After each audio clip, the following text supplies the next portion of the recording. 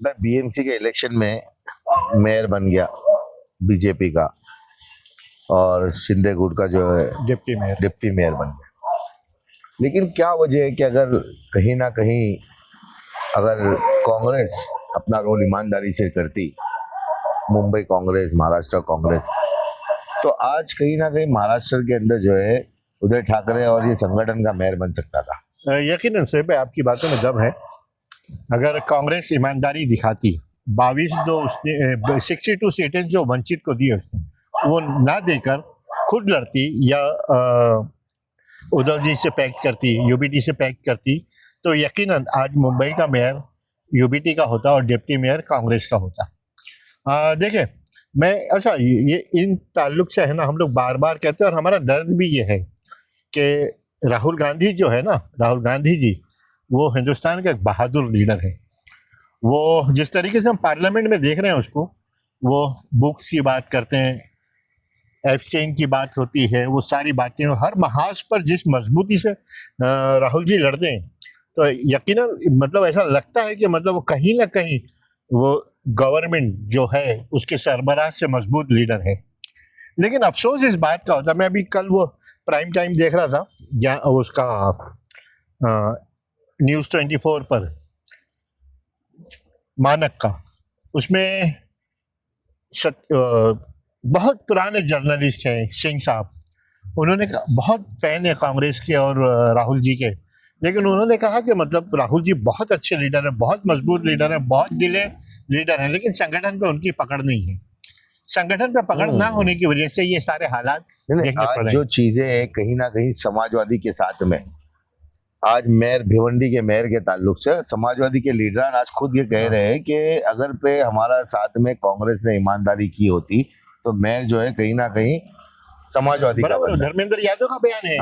कि 36 सीटों पे समाजवादी भिवंडी में दूसरे नंबर पे है।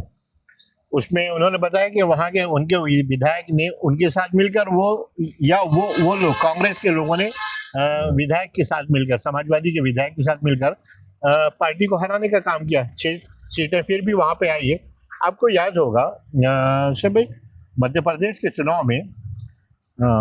वहां पे जो चीफ मिनिस्टर के दावेदार थे कांग्रेस के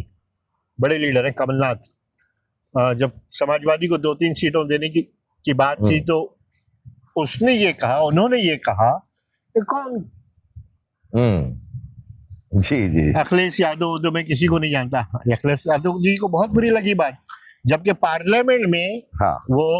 राहुल जी की दीवार बन के खड़े रहते हैं। जब कोई मुद्दा होता है राहुल जी को सपोर्ट देने के लिए अखिलेश यादव खड़े होते हैं, लेकिन देखिए निचली सतह पर ये ध्यान नहीं है इनका। वजह क्या है? अगर आज राहुल गांधी जो है, आज हर पूरा हिंदुस्तान जो है उनको देखता है, उनके पार्लियामेंट का सेशन को जो है समझने की कोशिश करता है, जिस तरीके से वो अपने मुद्दे को लेते हैं और जिस तरीके से वो अपनी बात को रखते हैं, तो हिंदुस्तान में खासकर यंग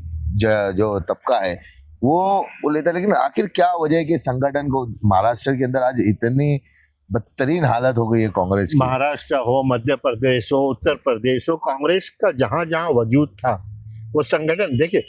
राहुल गांधी की बहादुरी पे और उसकी दिलेरी पर, उसकी सोच पर और उनकी अक्लमंदी पे, उनकी ईमानदारी पे कोई शक व शुबा नहीं है। बिल्कुल, जितना टैलेंट है राहुल जी के अंदर,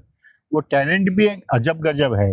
मैं कहता हूँ कि 1-to-1 डिबेट में बड़े से बड़ा हिंदुस्तान का लीडर उनके सामने नहीं बैठ सकता। लेकिन क्या वजह है कि संगठन जो है ना वो दिन ब दिन कमजोर होता जा रहा है। राहुल जी की जो एनर्जी है, अगर वो अपना, मैं कहता हूँ कि 5% भी संगठन पे लगा दे, तो कांग्रेस मतलब इस तरीके से उभरेगी कि ऐसा लगेगा कि मतलब वो दौर आ गया 400-500 सीट वाला। हम राहुल गांधी साहब से जो है, राहुल गांधी जी से अपील करेंगे कि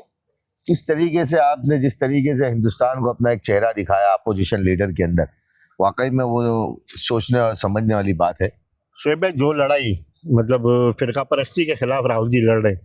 उनके यहाँ लीडर वर्षाताई ने जिस तरीके से बयान दिया था वो, फिर जिस तरीके से आप मतलब बीजेपी से